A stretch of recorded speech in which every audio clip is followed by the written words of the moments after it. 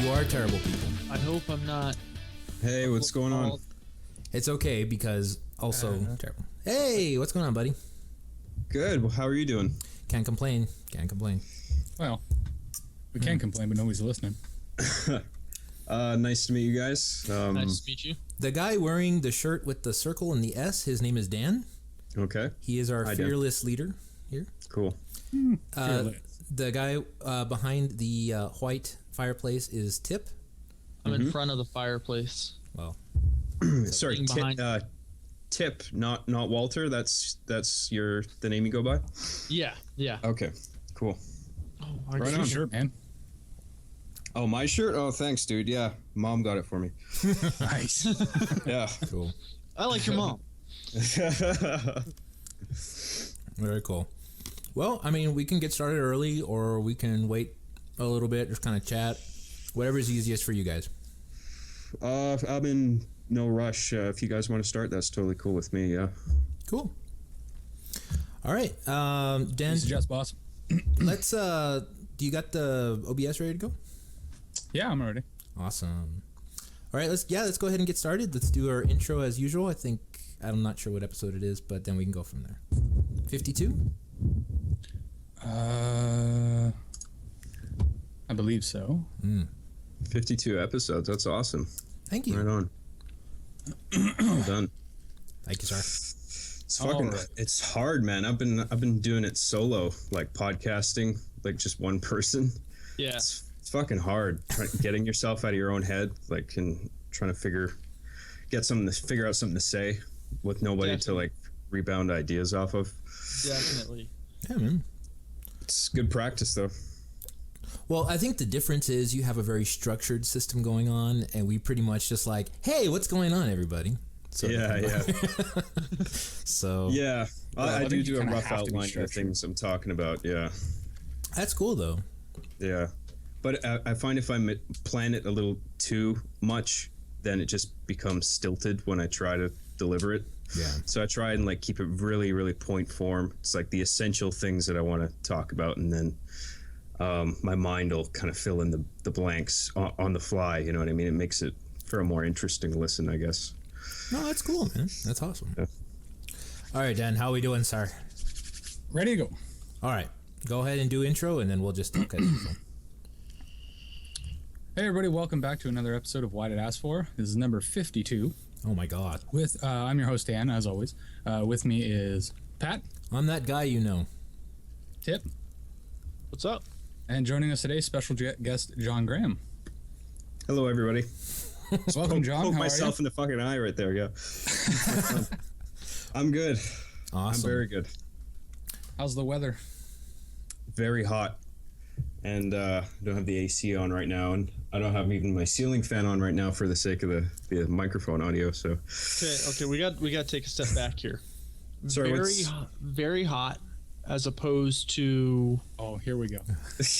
I'm gonna warn you now, John. yeah, These two bastards are in Texas. I'm in Ottawa. So what's hot to us yeah, is like fall weather to them. yeah. I was in Texas very briefly, and I'm forgetting how hot it is over there. So you're right. You guys beat me in that. I'm just wondering because sometimes I'm like, oh man, I need to put on a jacket, and Dan's just looking yeah. at me like, what the fuck?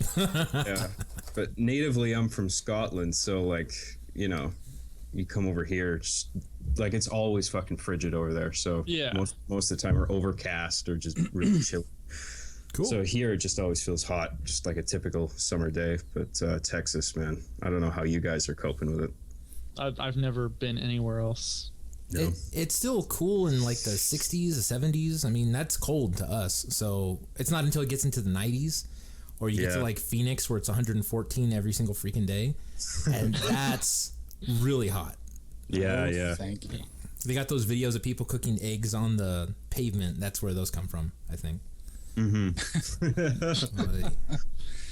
Oh man, it's originally from Scotland. That's Crazy. awesome, dude. We have a mutual friend, Pat and I, that is from Scotland, and he would tell us, "Oh man, it's hot today." It's like, "Oh yeah, what's the temperature?" He goes, 17. Like, I thought you guys would have been based in Ireland because of your handle, Patrick. I grew, Celtic horn. when I was a kid, my brother had an email called Celtic Shield, and I don't know if it was like a Boondock Saints thing that he was into. Oh yeah. And then being the little brother, I was like, oh man, I gotta have a cool email too. So I thought, what's cool? Celtic horn. That sounds cool. So. Right on. Naturally, right? All right. So for our listeners that don't know, John, what is it that you do? I am a content producer. I used to work for Machinima.com. I started a show for them called Arby and the Chief, and that was in, Jesus, what year was that? Early 2000, like 2008, maybe. Okay. And like I had made something, this video called Master Chief Sucks at Halo, and this was outside of Machinima. This is when I was just making videos, as a hobby. Right. I just thought of this funny idea, and I was a big Halo fan at the time. Really big into Halo 2, and then the Halo 3 beta came out, included with Crackdown. And it just took forever to boot up, and the playing online was just as hostile as Halo 2 was, and, ridiculously so. And I was thinking of ways to like make fun of it and satirize it, and came up with this idea to make this first Master Chief Sucks at Halo video, and I put that up on my YouTube channel, and it went viral, which was a complete surprise to me. And so I made a second one, and that was pretty popular as well. And I started getting a lot of attention, and Bungie, Frank O'Connor, who was the creative director of Bungie at the time, had posted on the main page. It's like a blog on their front page, and the blog title the title post was "Do not watch this video," and it was a link to my first episode of Arby the Chief that I did, and which was funny because I found out later that apparently Microsoft Legal had a real problem with those videos, and it was like Bungie and Frank O'Connor who stepped in and said, "It's fine, just let him do his thing. It's funny, it's a joke." Microsoft Legal just didn't. I guess legal executives, they're just so out of touch, and it's just like immediately when they see their trademark characters and turned on their heads like that, it's immediate red flag, and so we got to do something about this. Yeah. But thankfully, Bungie was really cool with it, and that was actually after Machinima had contacted me. So I had made a couple videos on my YouTube channel. They went viral, and then Machinima at the time, this online media network which focuses mainly on gaming. They were a very, very, very small company at this time compared to what they are now. They're like a huge force in the media now, but back then they were a really tiny company of consisting of just a handful of people in some rented building somewhere in Los Angeles. And they're desperate for content at the time that was video game related and was funny. And so they reached out to me, and I was one of the first people on their directors program, which is still a thing, cool. but back at this point, it was really in early development. Like the contract that they wrote up for me, I was like, the deal was I'd get $5 for every 1,000 views or something. Holy crap. And I did so well that I would have bankrupted them if we had stayed on that version of the contract, right? So they had to rewrite the whole thing. It's like, oh, let me just type up a new contract here. Yeah, hang on a minute. Yeah. Too much money. Yeah, exactly. Yeah, I remember when Machinima started coming out, it was you, it was Harabeck, and it was, I forget who the other guy was. But that was a thing at the time. I mean, it was narrative Machinimas were coming out all the time, and yours was definitely getting some of the most attention. And I remember being in college, and I was just kind of like hanging out, at the computer lab, and I would look at my phone, and I saw that a new episode of Arby and the Chief was coming out, and there was like ridiculous amount of views comparatively to other stuff that was on Machinima, and I was like, holy crap. So yeah, it really blew up. And like I said before, it was a real surprise. And I guess it was something a lot of people hadn't really seen before. Just like the fact that it was it was like Toy Story, but it wasn't CGI. It was real figures, and it was like with these weird primitive voice engines, Microsoft Sam and Mike, and I guess the contrast of how primitive it sounded with like the writing, which I was trying to keep as sharp as possible, but I was by no means a decent writer back then. Doing the show is how I learned how to do it. Cool. Yeah. Sorry, go ahead. No. I was just going to say, it was a dumb thing. I was going to say, like, it's Toy Story with swearing, basically. Yeah, a lot of people, including me, describe it as Toy Story meets Breaking Bad, with a lot of humor thrown in. Nice. And, that kind of leet speak kind of generation that I was making fun of. But yeah. That's crazy, man. That's crazy. You know, one of the things that I actually really admire about the show is that you're constantly cutting shots from different angles, and you're showing, I think one scene particularly that stands out to me is Master Chief and Arbiter having like this fight in the bathtub. And I can't imagine how many cuts that must have taken to get that to work out right, Yeah, a lot of different shots, because from the get-go, I wanted the show to have like a cinematic feel. You know how shows like Family Guy, a lot of the shots are really flat. Yeah. It's like you've got your generic image of the living room, and it's like, Peter and Lois center frame. And it's like so many shots boil down to that, where it's like character A, character B, and then the basic background template. It doesn't really have this cinematic feeling. You're not really going in there with the camera and doing like shot, reverse shot, you know what I mean? Which is pretty traditional. Like that, I wanted my show to have that feeling to it, definitely. And it was a lot of shots, but I didn't really light any of them, so it wasn't that big of a deal. Like if I was lighting each of those individual shots, that would have been a nightmare. Now I have a question, because I'm the type of person where if I was doing something like that, I would just get frustrated and like just say screw it and throw everything away. Yeah. Were you ever at that point where it's like, just? I don't think so. I mean, in the sense that, like, my joints would really hurt. Like, I was on my knees a lot and like contorting my body into really weird positions to get the angles that I wanted. And but I was always so jazzed up by the idea of like I really enjoy cinematography, and when I manage to compose a good shot, it's like I get energized by that. It's like, okay, this looks good, I like this, people are gonna like this when the video eventually is done. Now, that was always the driving force. Like, I got such a rush, like, putting out episodes, and because it didn't take too long relative to, like, a legitimate live-action production, with actors and proper lighting and stuff like that, I could get videos out relatively quickly, and I would get feedback, and, people would tell me what they thought, and that always really excited me, and, all the positive reception really drove me to, like, make each successive episode better than the last one if I could manage it. Yeah.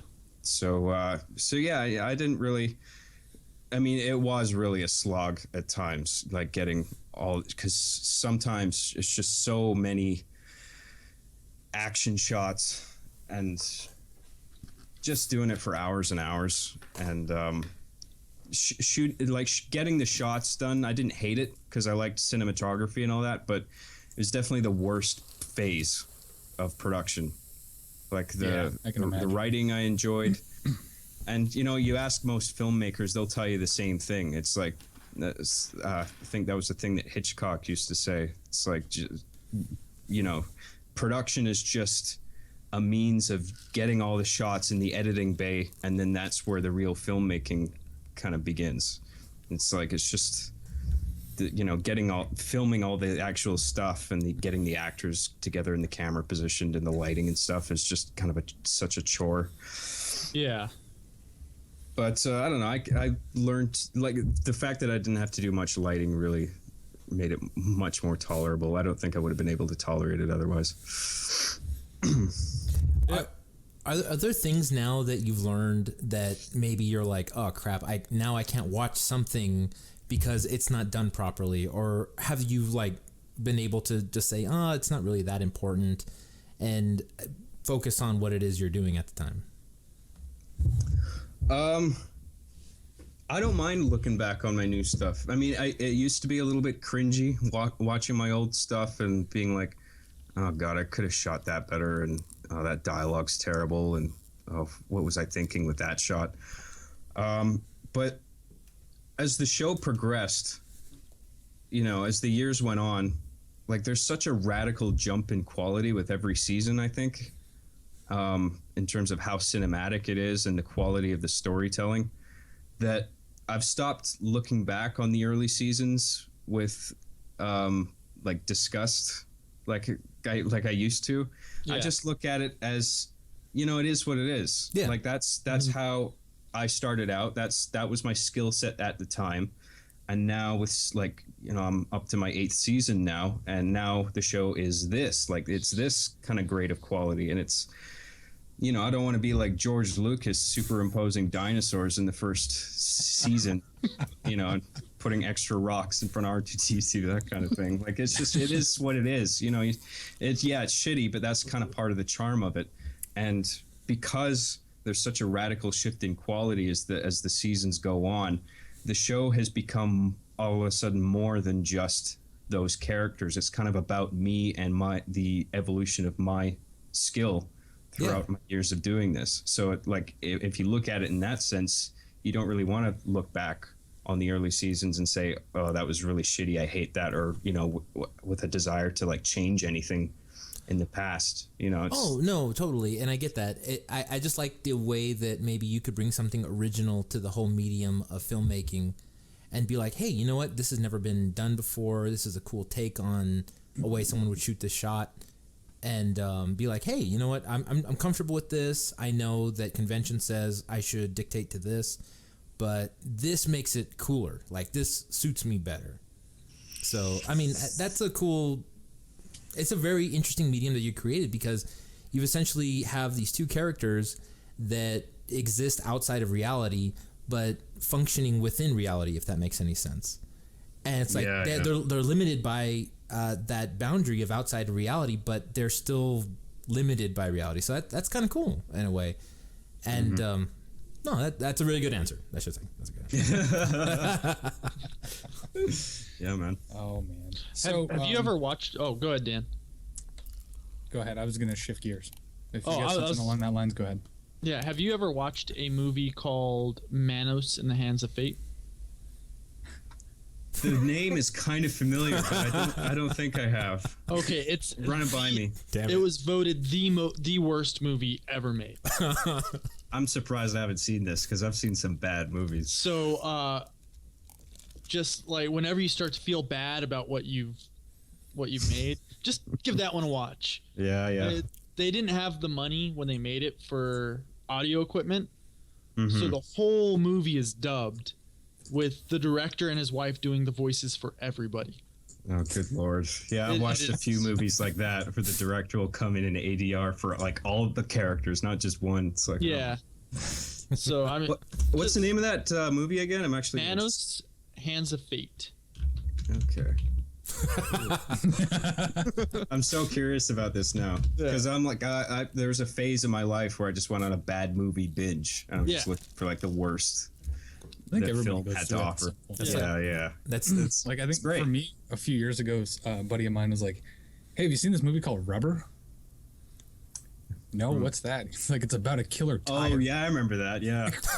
What? So I watched that, and then I get into like, I guess it was newer crap, but like Sharknado and all sorts of other B movies I just don't even want to admit that I watched. Yeah. Rubber at least interested me, though. Sharknado, I was immediately like, oh Christ. Yeah. You know, it's another one of those ones where if you think about it and you feel bad about having an idea or speaking up about an idea, you just have to remember someone walked into a movie studio and said, let's make a movie about tornado sharks. Yeah. And someone else said, do it. Here's some money. Here's some money. Yeah. Exactly. Oh my God. Yeah. It almost lends credit to the fact that there's always going to be an audience for whatever you put out.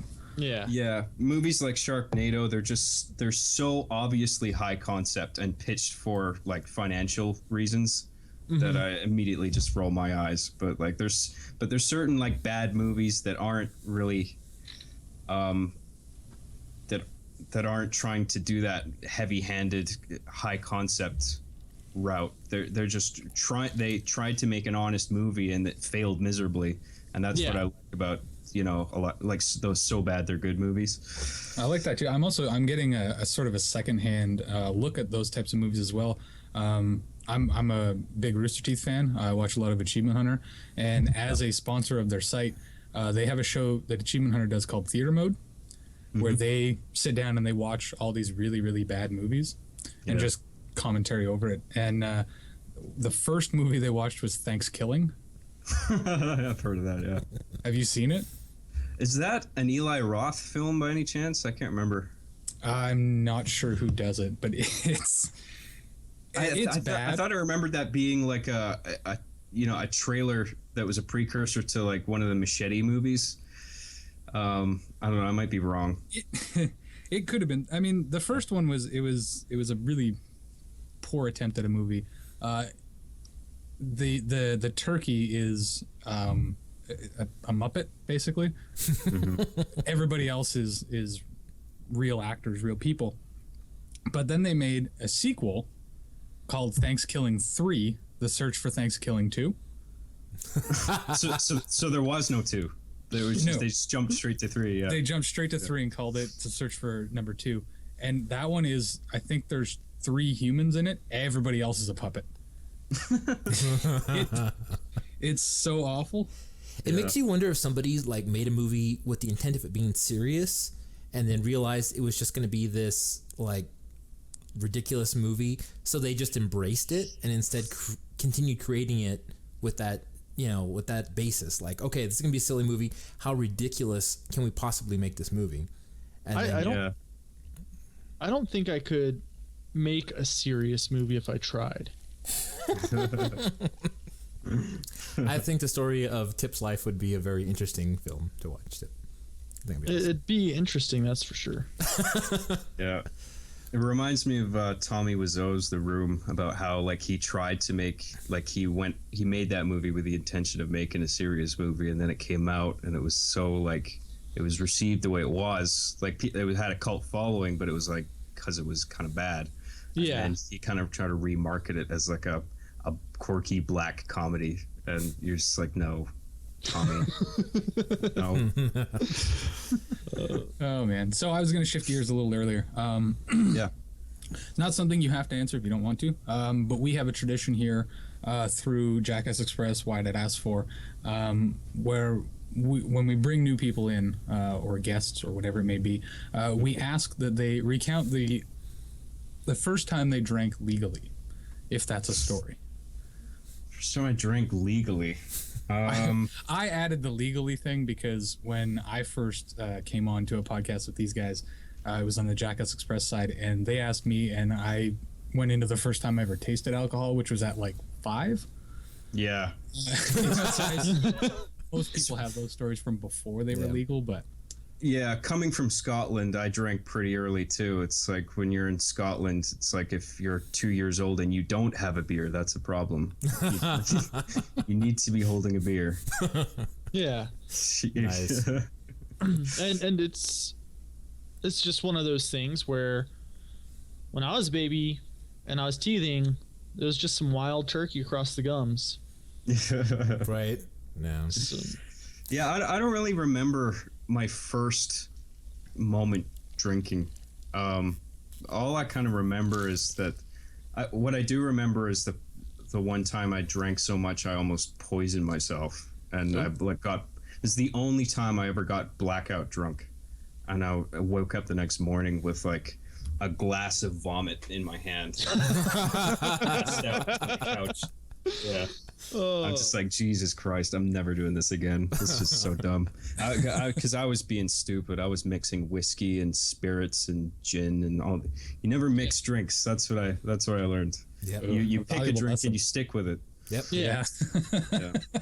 Yeah. Patrick learned that too. Yeah. I guess this would be a good occasion to tell a quick little story. I've never told this story before, but I'm going to try to make it as brief as possible. And holding out on us, Pat? Well, yeah. My 21st birthday story, because in the States it's 21, you drink. And Tip wasn't there, so I guess he's excused from this. But I have 4 other friends that took me out to a bar my first time, and they didn't quite explain the whole don't mix drinks thing.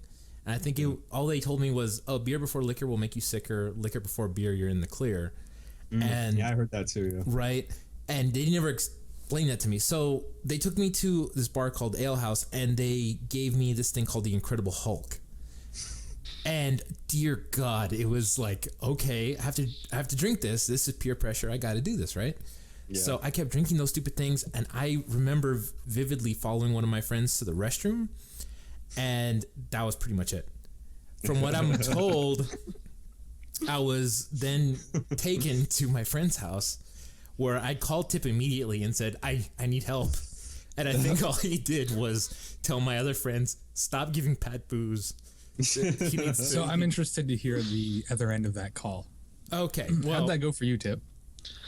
I was pretty drunk, so I don't remember. He was no help. So basically, he called me for help, and I was drunk on my own. So, well, basically, I got my brother to come get me, and he just told me, "Look, I'll come pick you up, but if you puke in my car, I'm going to kill you."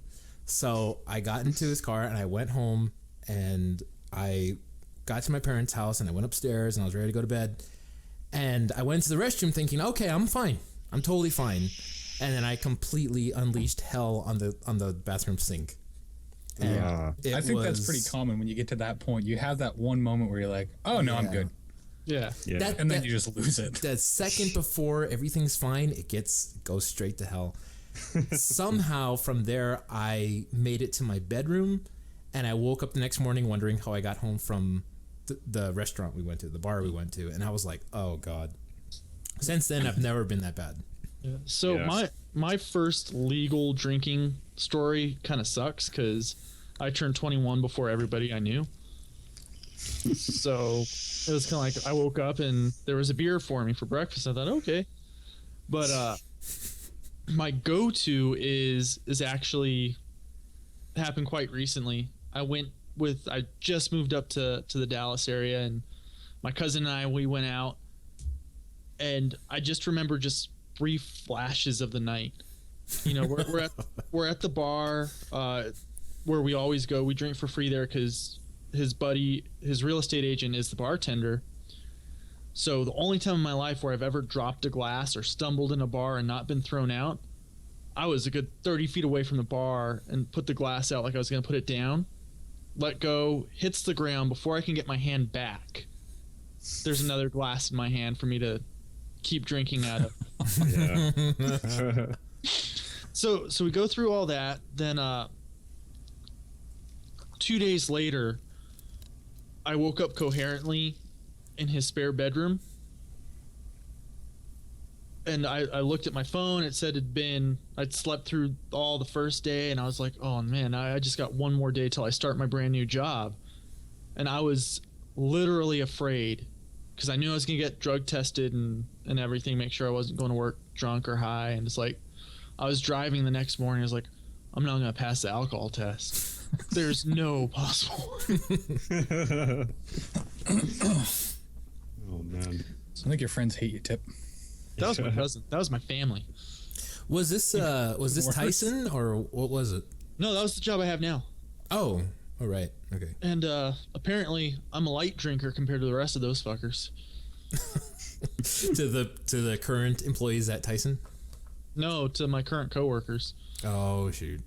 So, well, I'm proud of you, buddy. You stayed alive. That's what matters. If you're alive at the end of the night, you still have a chance to try again. That's all that matters. Still have a chance to try again. I mean, I don't know. So, oh man. So, did anyone hear about the new Brokeback Mountain remake? Oh, shit. Get out of here. You serious? No. I was really hopeful. I read the article. It was supposed to star Emma Watson and Scarlett Johansson. And I got really excited. I was like, I'm going to watch the shit out of that. Are you sure you didn't hear this, like, news in a fever dream of some kind? No, it was on Reddit. So I was going through the whole thing. I was reading the article. At the very end, the website of This Is Satire. I was like, son of a bitch. Oh yeah. Oh yeah. But I was really excited. Emma Watson, Scarlett Johansson, Brokeback Mountain remake. I was like, yeah. Where do I buy tickets? Yeah. The only person to pre-order tickets to a movie that's never going to happen. Love it. That's awesome. Story of Tip's life. Yeah. Man. And I was gonna say, if that's true, like, and they're rebooting something like Brokeback Mountain already, cinema is in a very sad state. Yeah. No, I think that's basically where everything's heading now. Is just everyone wants to try to recreate that feeling of what it was when the original movie first came out.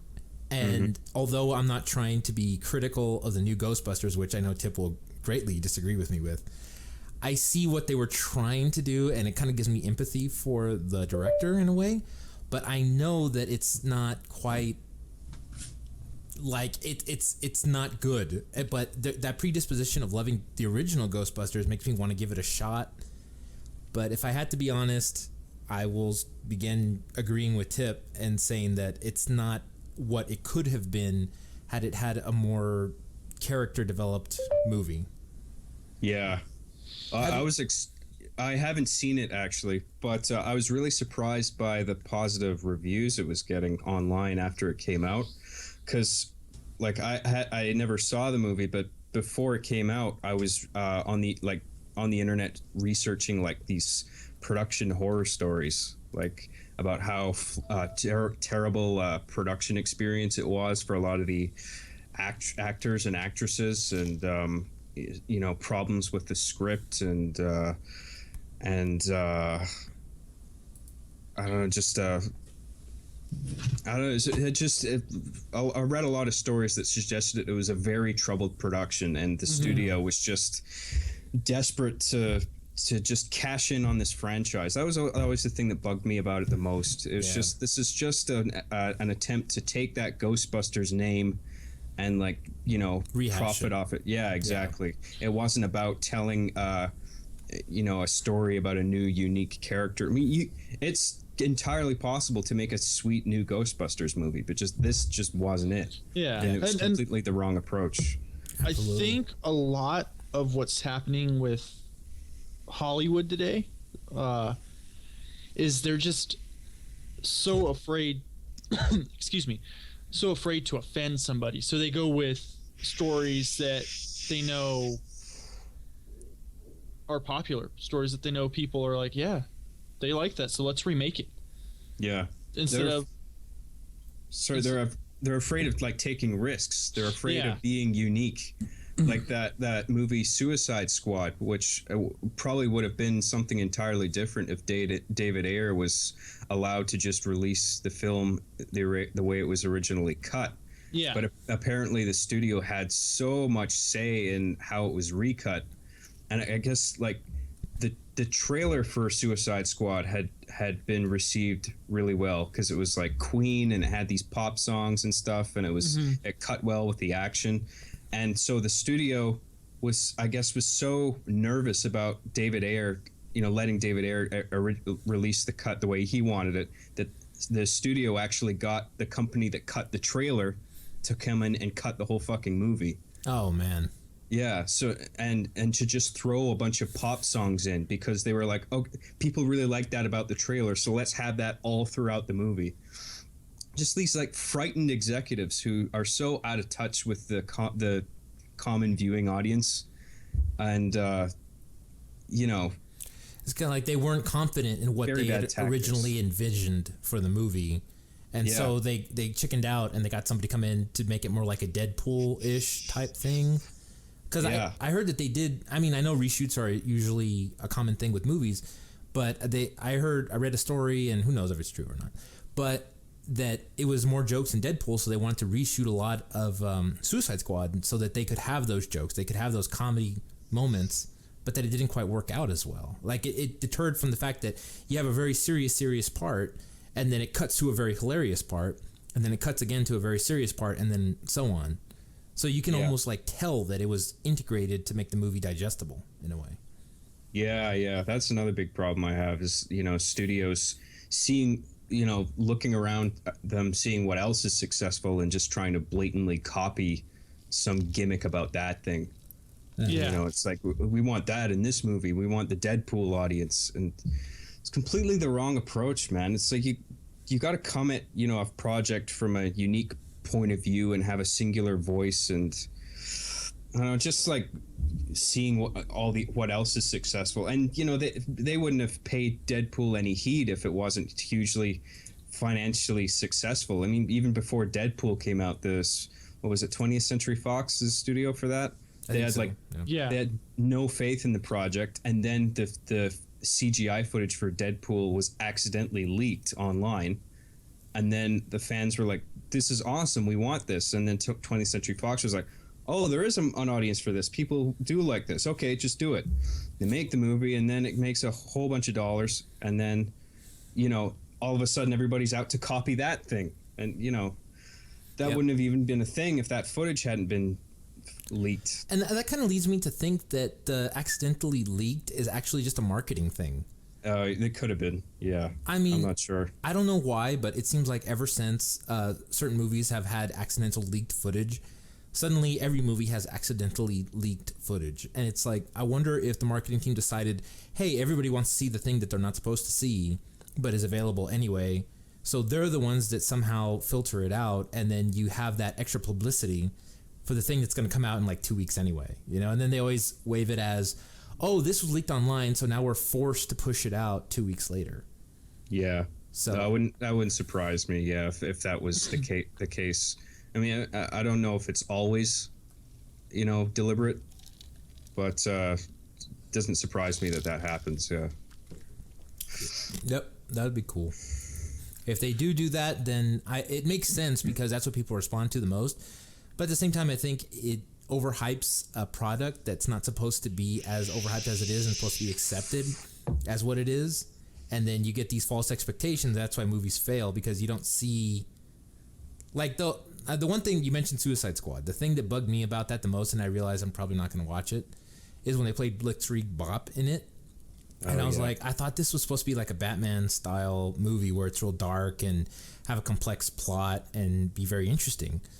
And then they play that, and it's like, okay, here's these bad guys, and they're all joking around, and they're having a fun time. And it just gave that air of like, this is going to be a movie full of jokes and no plot and no real substance of it. And I was like, I don't want to do that, because then you lose the respect for that universe in a way, and then you don't really enjoy the rest of the product, I guess. Yeah.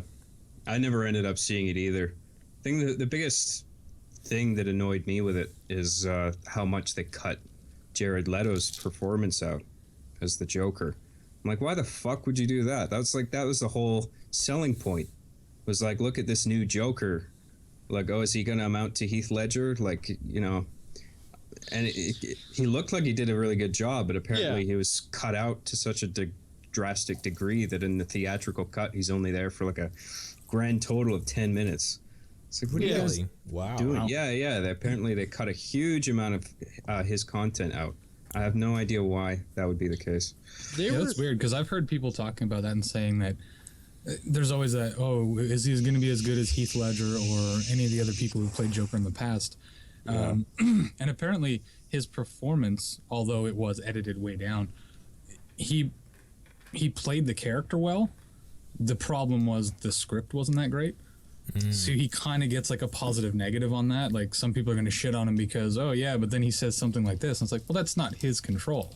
His control is to deliver that line to the best of his ability within that character. But exactly, yeah. I mean, a lot of times, like, when people think, sometimes people think like a performance is bad because that actor's bad. But most of the time, I think it's down to poor direction. And the director's misunderstanding of the source material and what the character needs to be. Perfect example is Jesse Eisenberg's Lex Luthor in what was it, Batman versus Superman? Oh yeah. Mm-hmm. It's like, what the fuck? Like, this isn't what Lex Luthor is supposed to be. Like, he's not this like Silicon Valley type, young billionaire kind of ADD, never knows how to shut up. Like Lex Luthor isn't like that. He's supposed to be this kind of quiet, reserved, I'm not even a DC Comics or that much big of a Superman fan, but I at least knew that much about Lex Luthor. Is he's supposed to be like this reserved mastermind? And so I think, people blame Jesse Eisenberg for that, and I don't think it's his fault at all. He's just doing whatever Zack Snyder tells him to, right? So it's down to him for not understanding the source material properly. And the same can be said about Jar Jar Binks. Jesus Christ. Well, with Jar Jar, one thing I had read is Lucas had this idea to make him look like this fool and this idiot, but have him end up being some sort of evil mastermind by the time Revenge of the Sith came around. Right. But Jar Jar had such bad fan reaction, so much hatred towards him, that Lucas abandoned that idea. And I thought, that could have salvaged the character. He just acts like this idiot, and then out of nowhere, he's pulling the strings in the background. Yeah, I definitely wasn't a fan of that. I was actually watching a podcast recently. It was a podcast with Joe Rogan and Jim Jeffries, and he was talking about Jar Jar Binks and Phantom Menace and how it had this underlying sense of racism, where you'd have this Jar Jar Binks character who's almost like this kind of black stereotype almost. Yeah. Like, Misa, blah, blah, blah, blah. Yeah. Just that weird way he talks, and how like all the bad guy aliens in Star Wars speak with these like non-English dialects, and all the good guys in Star Wars speak with these posh kind of English accents and stuff. So there's some weird racial undertones there that I agreed with, and just that character, like I don't want to shit on George Lucas too much, because the guy has made some valuable contributions to cinema in the form of Star Wars in certain aspects, but I don't know. I've watched a lot of like behind the scenes stuff with George and him interacting with Spielberg, and Lucas just seems like this kind of hanger-on guy that's around Spielberg, and Spielberg's always like, George is always like pitching these wacky ideas with aliens and stuff, and feels like Spielberg's always saying, "Okay, George, no, George, yes, George." Like that would explain the Crystal Skull. Shut up, George. Yeah. Holy crap! It's funny when I hear those two names, I immediately think of South Park. Oh yeah. It's one of the greatest episodes ever. Yeah. They raped me. Yeah. Oh, that was a great one. Yeah. Yeah, it's like we'll have aliens, but at the very end of Crystal Skull, where everybody will hate it, but let them enjoy the first part of the movie as best they can, and then it'll be terrible. That was such a good trailer for the Phantom Menace too. I remember that had a really good trailer when that came out, and then I remember I wasn't really that big of a Star Wars fan, but I went to see Phantom Menace, and we went in the theater, and then by the time the credits rolled, there was this feeling of within everybody in the audience, like kind of looking around each other, like, that was good, right? Yeah. You had that letdown, but you didn't want to show it. Yeah, exactly. Like it's the idea of like the next big Star Wars movie being a bomb. Like nobody wanted to accept it. Yeah. So they was just like in denial. It's like, oh, it must be a good movie. Never mind what I'm what I actually feel, because it had to have been great. What does everybody else feel about it? That's what made me hesitant to go watch The Force Awakens. Because I'd been burned 3 times before with Phantom Menace, Attack of the Clones, and Revenge of the Sith, and then this one Disney took over, and I was like, oh man. Now it's not even Lucas calling the shots; it's Disney. I don't know what's going to happen. And I go to see the movie, and I was blown away. Maybe because I had prepared myself to be massively disappointed. But I liked it. Yeah, I thought it was good. The only thing that kind of annoyed me is like I felt they kind of hit the audience over the head a little bit with the female empowerment in just a couple little moments, like when what's his name, Finn lands on Jakku. Yeah. And he sees Rey like fighting these dudes, and he's like about to rush in to help, but then she like incapacitates them all, and it cuts to him, and he just has this kind of look like, oh, I wasn't expecting that. It's like a lot of little moments like that peppered throughout the whole movie, and it's like, okay, we get it. She's a strong female character. You don't have to hammer in the fact. Yeah, fun with it. Yeah, that was the only thing that kind of annoyed me. Other than that, I really enjoyed that. And from the get-go, like as soon as I heard J.J. Abrams was helming it, I felt pretty good about it, because he's a competent director. He did Super 8, which I really liked, and he handled the Star Trek franchise, even though he wasn't really he was self-confessed not as much of a Star Trek fan. Yeah, but he did well with those movies. And I heard he was taking on Star Wars, and he was a fan of Star Wars. So I'm like, okay, well, he's probably going to do a really good job on this. So I was always pretty stoked. Like, I had faith in JJ that he would. Oh yeah, I like JJ a lot. Yeah. Pretty much everyone that I know that was a Star Wars fan that started to talk about it, that was the first thing they mentioned. Oh, but Abrams is going to direct. It's going to be great. Yeah. I said, sure. I'm not much of a movie buff, so I didn't really know the name anyway. Yeah. So if you guys are confident, then I'll go check it out. Yeah. And they got a terrific guy for the second one, Rian Johnson. So I'm really excited for that one. Looper, I really enjoyed Looper. Looper was terrific, yeah. Yeah. Based off of the Rogue One trailers, what are your impressions of what that movie is going to be like? It looks pretty cool. I remember hearing there's a bunch of reshoots required for it, though, which concerned me. Because apparently there was major tonal issues with what had been shot and what was screened for the Disney executives, and they thought there's some tonal issues, like it's too fun here, but it's too dark at this part. So apparently they had to reshoot a bunch of it, which is, I don't know, that's not a good thing. You don't want to hear that. For a Star Wars production. You want to believe that everybody's on the same Rogue One page. fall? Rogue One is a side story. It's a side story right before Episode 4. That's what I was thinking. Yeah. Yeah. So. Yeah, it's about obtaining the Death Star plans, right? That's like the MacGuffin of that movie. Like, how did that happen? So that they knew that they could blow up the Death Star. The thing that I like about it, or at least what they're trying to do with it, is that it kind of shows that the whole Star Wars universe isn't revolving around the Jedis, and that there's actual people in this world, and they're actually trying their best to, retaliate against the Empire, because they know that something's not right. And that's why it's so cool they got Donnie Yen in there to do that whole, stick fighting thing that's going on, and kind of lending itself to the, I don't know if it's obvious or if I'm just too complacent with it, that he's probably the one that somehow has an influence on Rey and her stick fighting thing that's going on.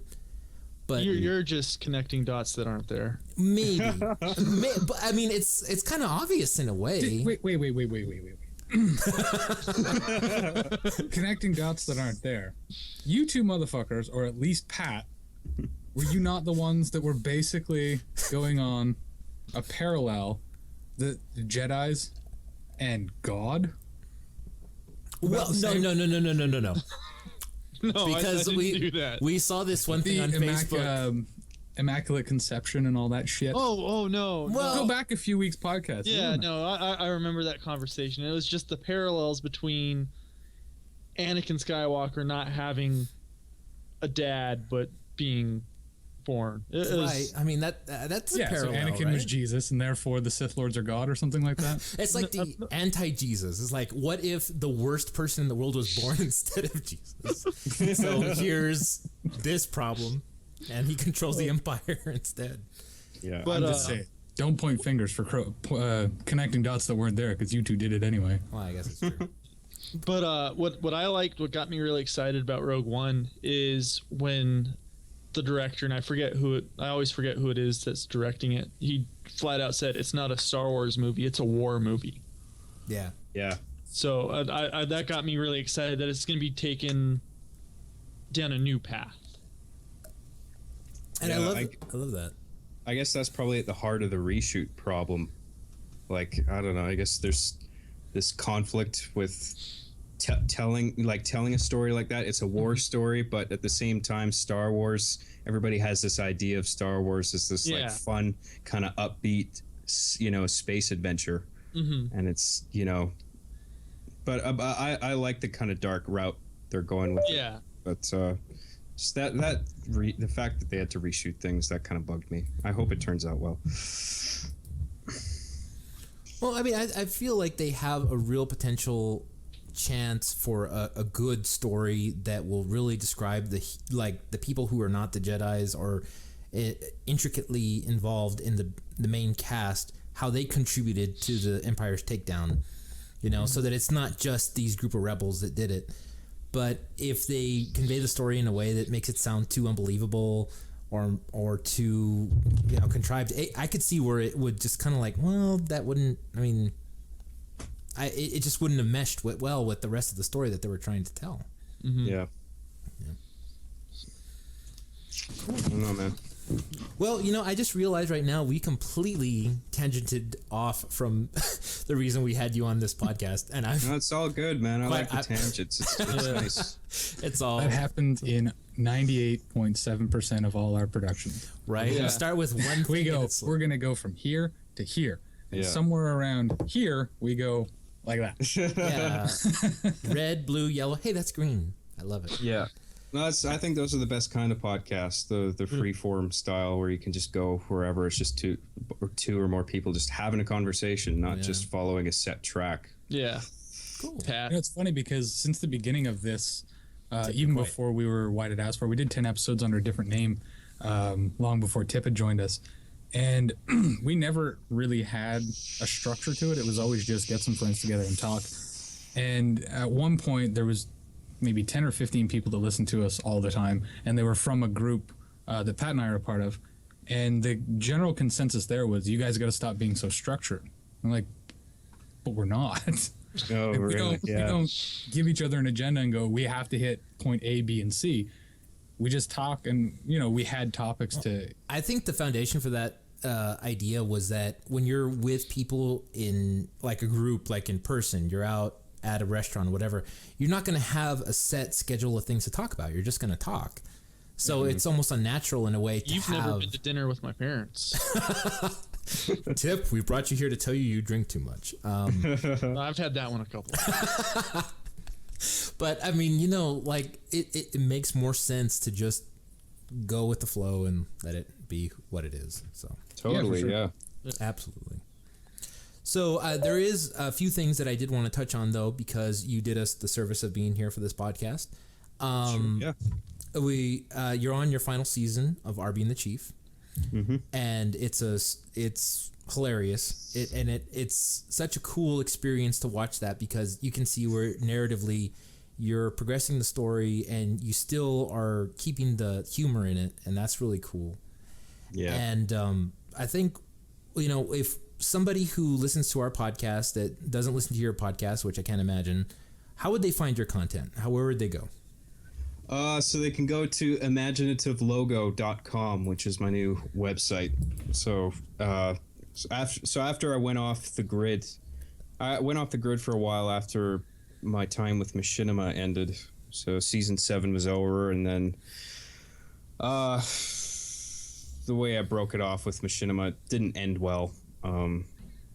So I focused on school for a little while after that. And then after I was out of school, I decided to do, I had fans reaching out to me saying, hey, you should do a Patreon thing. Like, you should, get, cut out the middleman, just do content yourself. You don't need Machinima to, broadcast your... I mean, they did kind of help me with view figures. Like, they did help with the marketing end of things, and that's something that I'm really lacking, doing this on my own now. But I have faith that if I just keep doing the best that I can with the episodes, that the work will speak for itself. And and I recently started doing my own podcast, and that's really helping, being able to release content regularly, because it takes a while to get those episodes out. Yeah. I mean, that's got to be a lion's effort there, because you, even in a month, that's got to be a lot of stuff to try to do on your own. You're both doing a video about Arby and the Chief, which I've on a very amateur level worked on Machinima, and I get, like Tip says, I get to the point where I'm like, oh, the hell with it. I don't even want to mess with it anymore. Yeah. And you do that on a monthly basis. So it's really cool that you have that that drive to do that, and it's really cool that you have that ambition to do that. And I can't imagine the work that goes into it, but it's good content. It's very good content. Oh, thank you. Absolutely. Yeah, man. Every day it's just every day I'm working, not necessarily on the episode, but it's always like, whether it's, adding stuff to the website or like, designing video slates for like the podcasts and, trying to brainstorm ways to make it easier for people to find my content and responding to all the different social media inboxes, because there's a fucking million of them now. And then actually writing the episodes and then and getting all those cut and edited and recording the podcast and brainstorming for those. It's just every day I'm working, but Cool. I can't say that I don't enjoy what I do. I do really enjoy it. My days feel full, but it is a lot of work. It's not an easy thing by any means. Well, that's cool. So aside from the podcast, with Arby and the Chief coming to an end, do you have any plans for a new Machinima series or anything like that? I don't know if I want to stick with Machinima too much longer. It's just Machinima's always just been, not the company, I just mean like the art form. The style, Yeah.